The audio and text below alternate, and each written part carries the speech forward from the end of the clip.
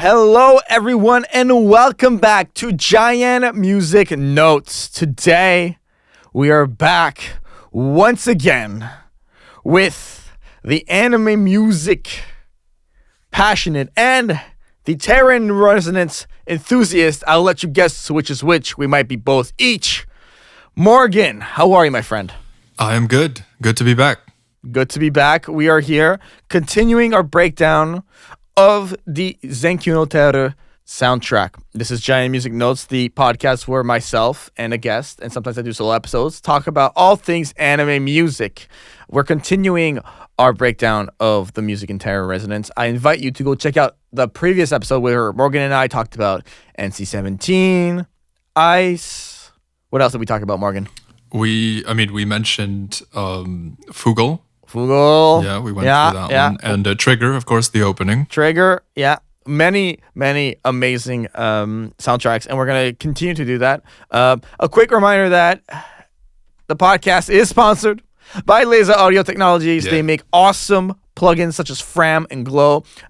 They are creative effect plugins, and they're worth every single dollar. And if you use code JaianMusic, you get 25% off at checkout, supporting the podcast and supporting GoPro Kyo, who does all of the artwork for the podcast. So go check all of that. Link in the description.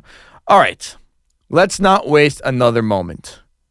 What song should we do next, Morgan? Ooh. What's scratching that ear of yours right now? Well, the one that I wanted to do last time, I think we should do Bless, A song that is dreamy, delicate, dare I say, minimalistic, with this soft piano and these beautiful, absolutely gorgeous vocals from Arnor Dan, which will also come back as a feature for another song that we will be talking about very soon. This song to me is one of those staples. It's got that almost spiritual tone to it, just how it lulls you in this heartfelt melody. Like, how do you feel about this? So this Bless is very close connected to another track which I'll talk about here as well, because it's not part of the list, which is Burden, because technically they're kind of the same song.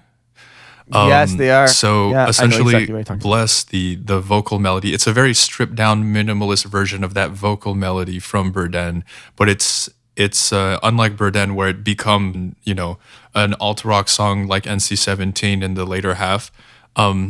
This time it's only the vocal part that's turned into its own minimalistic piece. And it's one of the highlights for me. Those two tracks together, this is actually my favorite music in the Terror soundtrack. And the thing is, and I love the two together because this one, it's minimalistic, but it also has that noise, right? It has it almost sounds like just field recording kind of, to it. Just very, very soft noise to go with it. And the vocal melody, I think, is just it's very pretty, like a lot of the work in the soundtrack. But I think when you put those two pieces together, you end up with something really strong, because I'm a sucker in scores for motifs that return but slightly different, or in new arrangements, hearing something where, this was played on a guitar, but now it's played on a piano. And that kind of, that relationship between the two pieces exists with this. And so for me, this is like a huge highlight. And I couldn't, the intimate mix, the vocals and piano that kind of like, that just sit very, it's, as you said, it's minimalistic. It's pretty, I'm a sucker for it. Yeah, honestly, when I hear discussion about the Terror and Resonance soundtrack, I think this is one of the most underrated pieces in all of that. Yeah. The melody, like you said, like the motif has this, is repetitive, but comes back a little differently every other time. Mm-hmm. And to me, it feels like this like inescapable emotional loop. Yeah. Because how do you not feel the trauma of 9 and 12 listening to this? And we know what scene Burden plays in. And we know that when that snare snaps and that guitar strikes, you know what happens to 12, and it's one of those emotional moments that like I will always remember watching in my room for the rest of my life. It's absolutely mesmerizing. And, that is and the heartfelt. power of using motifs in score and soundtrack work, because by presenting the piece in such a beautiful way in Bless, and then doing what they did in Verden for those respective scenes and moments, it's something where you get accustomed to the comfort of the music, the comfort of the melody, and to introduce new elements into that or a new context. It shows the versatility of the composition, but it also for me, it helps me connect with the characters and the work that I'm watching, because I love watching and rewatching content. I love listening again to stuff to find things that I'm missing, or stuff like this. And when you do something like this, you get all of that in your first viewing.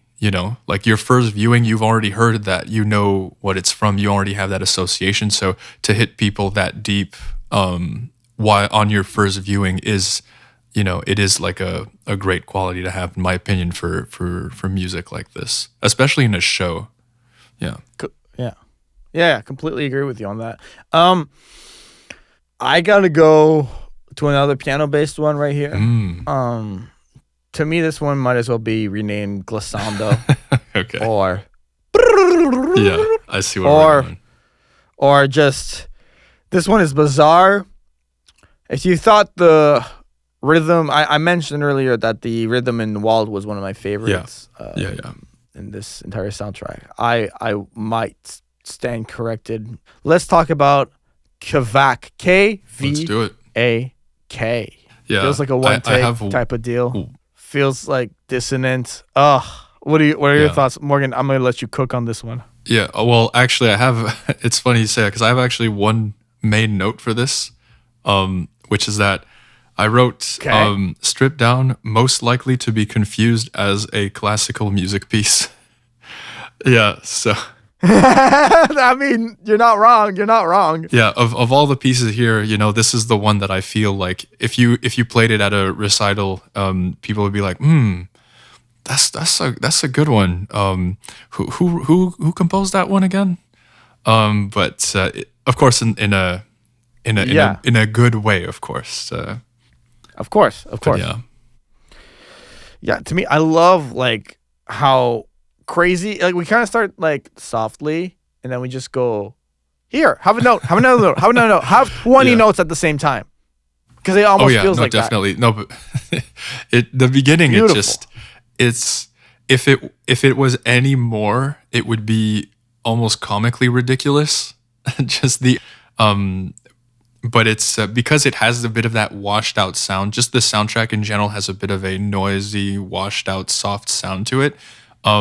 It's able to pull off doing this without sounding like someone just like tripped on the piano, and this is the result, right? I think this is one of those pieces where the sound of it is important. Even if it is light, it's washed enough that it does have a distance to it that I think helps lend itself good as a music score, and not as actual recital music. No, it does. Yeah. No, absolutely. Yes. Terror in Resonance is a psychological thriller. Yes. As we all know. I think the most psychological thrilling moment in the soundtrack are those piano glissandos, is what I'm feeling like right now. I mean, it's a fair choice. I think that one's pretty psychologically thrilling. I think in what we've mentioned, I do think that the not blessed, the NC-17. I think when we do when the drums come in, I think it's very.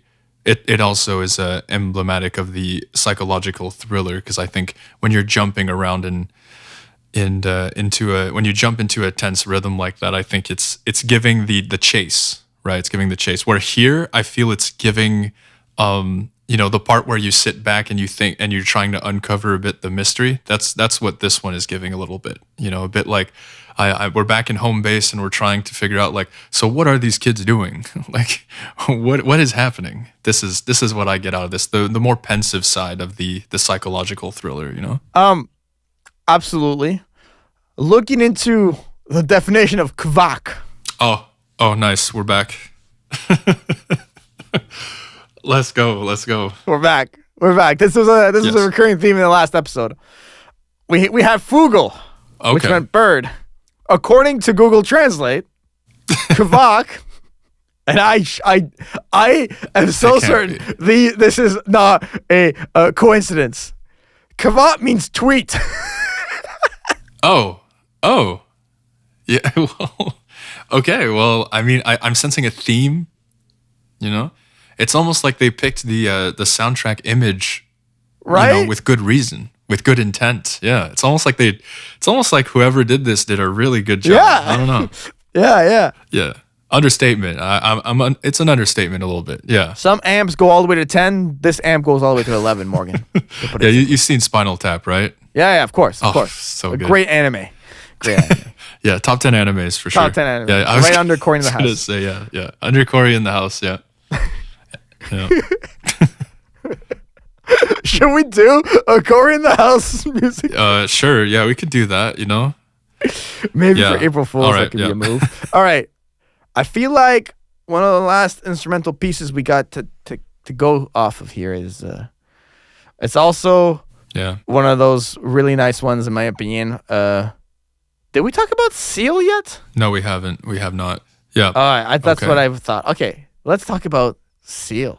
Correct me if I am wrong on my own show, please. Yeah. We talked about how Bless and Burden are similar. Isn't Seal and Fugel melodically very similar? I think you might be onto something. I think I'm onto something here, bro. Yeah. Took me like 15 seconds, but I got it. I think you're right, yeah. The thing is, I can definitely hear it. The thing about, is it Seal? I don't know. I'm sure there's a pronunciation there that I'm missing, but in Seal, it does have that kind of the melody that stays throughout is giving Fugel, definitely.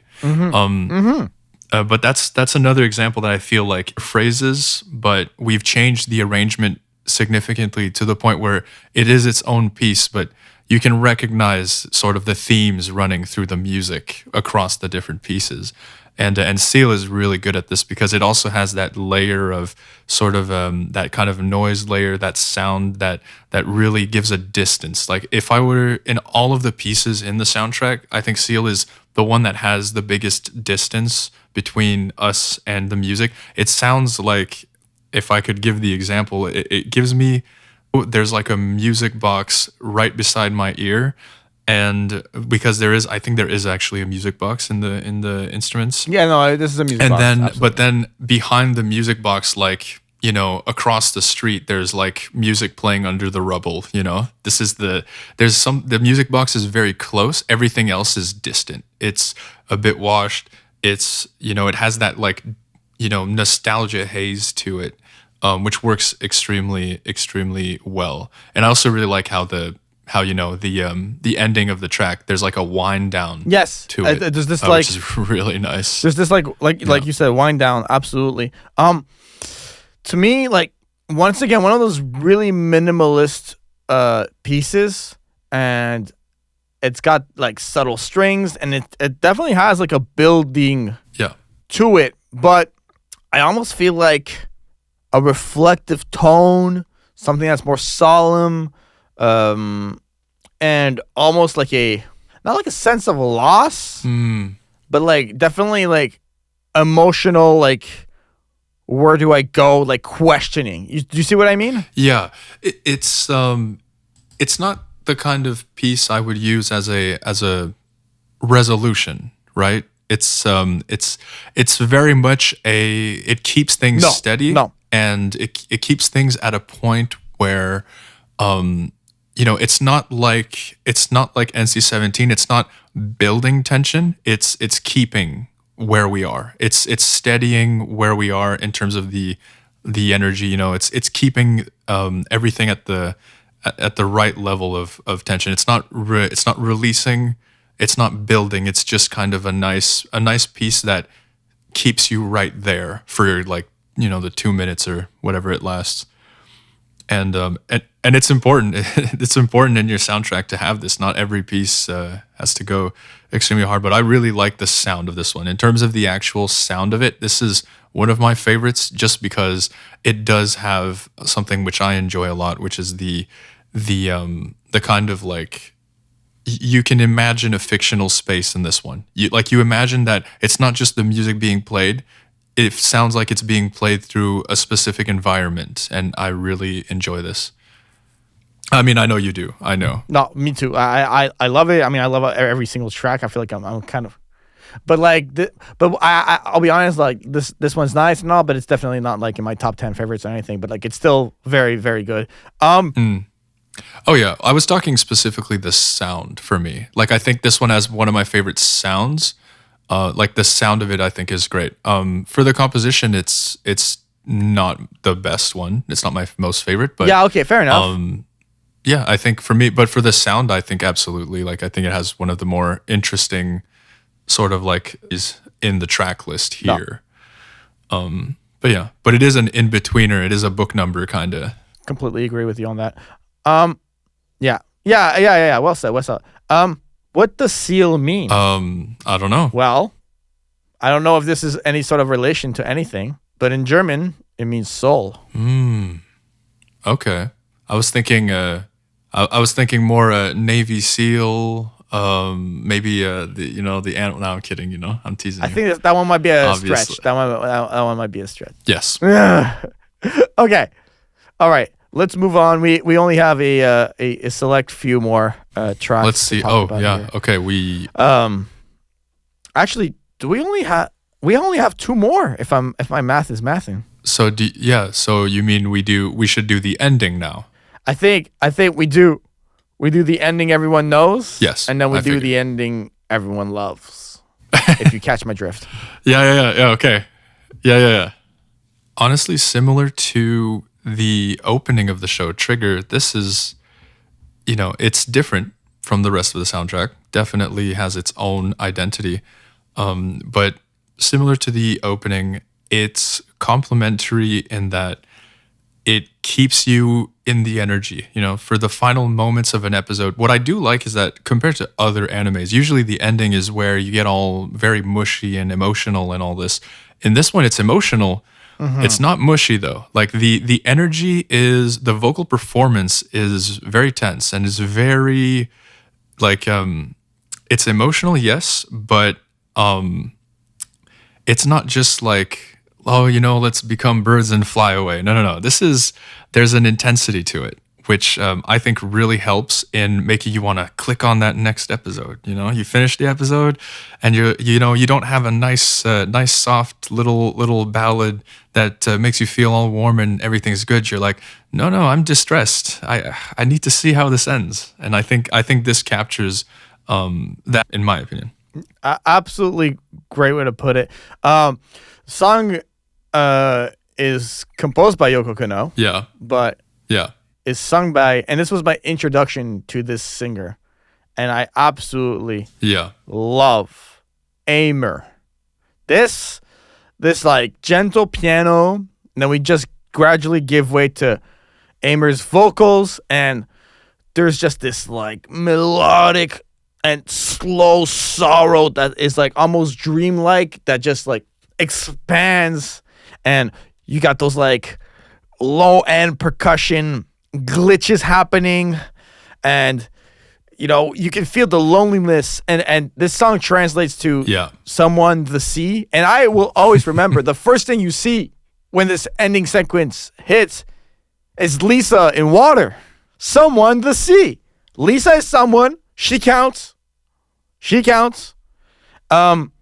a super metaphorical piece that just has a beautiful, beautiful emotional impact. Yeah, and since you mentioned, I do want to say we're fans of Lisa on this podcast. We are, right. You know, Lisa is underrated, overhated, in my opinion. You know, overhated, underrated. yeah, absolutely, absolutely. People will be like, you know, she's not pulling her weight and stuff, and I'm like, she's been into it for 2.5 minutes. Okay, let's watch you get thrown into terrorism. You know, like let's you know join some terrorists like today, and we'll see how you feel about it. You know, we'll see how useful. You know, like I don't know. I think people are too into watching, you know, anime where chill out on Spinks number 3. Oh yeah. I think people they watch too much. Like, you know, they're like, oh, every character needs to come in, you know, like Rambo or Sasuke, and I'm like, no. Like, this is a human being, okay, and with actual emotions that I can understand, you know. But anyways, so I just want to put that out there while we're here and you're mentioning it. I got to put my 2 cents there, because that's one thing that's unfortunate is I go listen to yeah, because you know I'll go listen to the soundtracks and in the comments I'll see someone being like, oh, you know, Lisa was so useless, and I'm like, I can't deal with this, you know. Anyways, but yeah, so yeah, no, it is a good ending. It's your transaction has been accepted. Yeah, I don't return to it often. You know, as in terms of anime endings compared to a lot of other ones, but in the context of the show, I do remember it quite a good deal. Just fair enough. Just because, like, you know, I think a good ending is, you know, if I'm still watching it when the episode's done, I think you've done a good ending. Okay. No, fair enough. I love it. All right, we have one more. Oh damn, we have the least popular song on this soundtrack. We have one more. You know, we have hope, Morgan.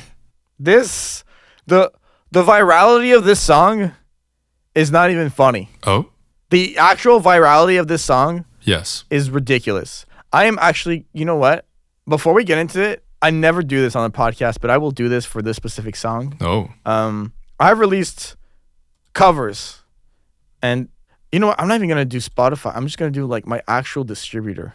I want to see how many streams Vaughn has gotten, because like speak to me while I look this up, Morgan, before obviously Vaughn's the last one. It's literally the ending of the last episode. It's used as an ending for the last episode. It's a great track. We're gonna get into all things Vaughn. I've even prior to this recorded a whole solo episode on my Vaughn cover because of how much I love it. But we'll get some Morgan input in there as well on this episode. Talk to me about the virality of Vaughn and just Vaughn in general for you. Like, I do think the virality of Vaughn is going to be a bit more your topic for when you talk about it. But when it comes to the music of it and you know how I feel about it, Vaughn is a really interesting moment because I won't talk too much about the Sigur Rós influence, but that is in this specific track. It is the most obvious. It sounds like it could have been on their album Talk. Like it feels like it's a bonus track, you know, in the best possible way. But I was getting very into them at the same time that I was watching this show. So it clicked for me in a way that very little things happened. It's you know, when you're getting into something and then someone releases a show and it's using all the things that you've been obsessed with for the last year. This is what that kind of felt like. Like, oh, Watanabe, Yoko Kanno, oh, music kind of, you know, Icelandic, inspired by Sigur Rós, like, and I love that. But this piece, of course, it's beautiful, you know, but we'll talk. Yeah, go ahead. Vaughn featuring Anor Dan. Yeah, I was just gonna say absolutely terrible music. No. Yeah. So the thing is, one of my personal favorite things is just if you are able to pull off something that is basically just one big build, just a 5-6 minutes strong build, then I think you really know how to you know your music, you know your sound, because it can be difficult, to listen to something which, musically, if you ask me to play this on piano, and it'll feel repetitive, but when you add in all of the vocals and the layering together, there's not a second of this song that I would cut. Everything is so strongly, finely tuned, just very, very tuned just right. Everything, nothing overstays its welcome, and everything is so complimentary in a way that's, of course, very pleasant, but more importantly, in a way that when a new layer gets added, you have that feeling almost of like, well, how have I gone through 2 minutes of this song without this layer being there the whole time? This has that kind of effect where, you start the track, there's the piano, there's the first vocal melody, and then the first vocal melody stays, but there's a second one that comes in that acts as the lead, right? The cool thing is that when that one comes in, it always strikes me like, oh, like, where has this been all my minute, and that's one of the really positive things, is that you add these elements that, the piece could have worked as similar to one of the previous ones, just piano vocals. It could have been like that. It could have been like I forget I can't believe I forget the name of it, but I think Bless, where it's just piano vocals. It could have worked that way, but it doesn't. It uses its space very, very strongly, very meticulously, and it's all the better for it. Thank you. Absolutely. Agree with every single syllable you said there. It's got this dramatic tone. It builds in intensity bit by bit. Yeah. And, it's a soft song, but it's played in such a key scene with, trying to save Lisa's life, because 5 strapped some bombs to her, and 12 is going to save her, and there's time on the clock. It's all about those moral complexities, those internal struggles. And it's also playing that moment where you feel like 12 is slowly but surely betraying 9. And the arrangement of this with this like singular but powerful crescendo that just kind of continues and continues. And the lyrics are about, as far as I know, like seasons coming in and out of each other, but the vocals are coming in and out of each other. Beautiful, beautiful, beautifully put together. I love this piece so much. Oh yeah, I had it on repeat back in the days. I finished the show and it was steady part of the playlist for sure. Like this is kind of, as when I said that the bike scene is like that scene.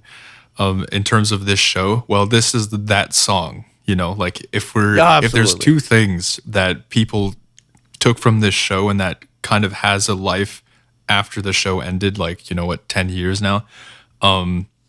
It would be the bike scene and it would be this song. Those are like the two things that I think kind of has that legacy. Yeah. You seem very, very pensive. Yeah. Over a decade. Wow. You're realizing how much time has elapsed. Yes. No, absolutely. I know, yeah. Morgan's got a video view of me right now. This is audio only podcast, but yes, I'm very pensive. This song feels extremely pensive. I've said a lot about it in the solo episode I did about it, but to me, this song will always be an anime classic, an anime music that is beyond gorgeous, beyond perfect, like the strings, the keys, the vocals, like minimalistic. Like I'm realizing how much minimalism there is in terms of instrumentation in this overall soundtrack, but it still kills it. So beyond fantastical. How about that for a new word? Yeah, but minimalism, minimalism is hard to pull off. That's actually the thing, right? Is that simply minimalism is not simply not having a lot to go on. It's sort of making sure that all of the pieces you do have create something whole that can be rather complex in like minimalist composers create very complex pieces with arrangements that feel minimal. There's a science to it that's not as easy as you would think. You can't just you don't just show up. Hey, Jaian, let's I'll do vocals, go on the piano, and then we just record Vaughn. It doesn't work that way. You don't. It's no. No, agreed. Of course. Yeah, and the Yeah, and I have to give Arno or Dan all of the flowers. Great vocals, and on if I'm not mistaken, Bless as well. Yeah. yeah. And the thing too is the vocal performance is really good, but it also has there's those moments of kind of over pronunciation which really work very well. I'd be curious because I don't speak the language or anything, but I'm curious how much phonetic composition, because I wouldn't be surprised if there was a little bit of that went in there where because there's a lot of what's the word, not accentuations, not this there's I don't know, there's a lot of, I don't know what word to use, but focus on specific pronunciations of the words that are really kind of drawn out in a way that's very satisfying. And a lot of times like when you listen to this song specifically, there's vocal parts where there's not a lot of pronunciation, like the main vocal part, because it's going to sit in the background for the whole track. They're not pronunciating a lot, right? But the lead vocal right after this that comes in is over pronouncing. And I think the contrast there kind of works really well because the background vocals have that almost like Radiohead, like I'm not opening my mouth. No. And then the lead vocal has this overpronounced element to it that adds a bit of that voice mechanism to the music. You know, it adds a bit of those like, you know, like, and like, you know, stuff like that. That just kind of, you know, just really, really helps add, even the voice has more than one texture going on. Which is very, very pleasing and really coalesces to a great whole, you know, and I don't blame people for gravitating towards this piece, for claiming this one, you know. Yes. Absolutely agree with you. We were speaking on the virality of my cover of Vaughn that I released in 2019 in the last... Well, it's going to be nice. As of. Oh, who cares? Who cares? Overall, just a cover of it, not the original. My cover has had 715,000 streams since release. That's how viral this song is. This is one of my bigger pieces as well. I didn't even know it was that popular. I just looked at it. I never looked up the stats of this cover ever until now. I absolutely, and just there's a passion people have for it that I can see it, you know, I can't take that away. Like, but it just speaks to like, you know, like how big of a piece it is. It's, as I said, it's that piece, you know, you listen to this is the one that you're going to be like, it's the first one where you see, if it was on Spotify, which I wish they'd bring it back. Basically like, that's the one where, you know, you hit that, like you're there, you're instantly added.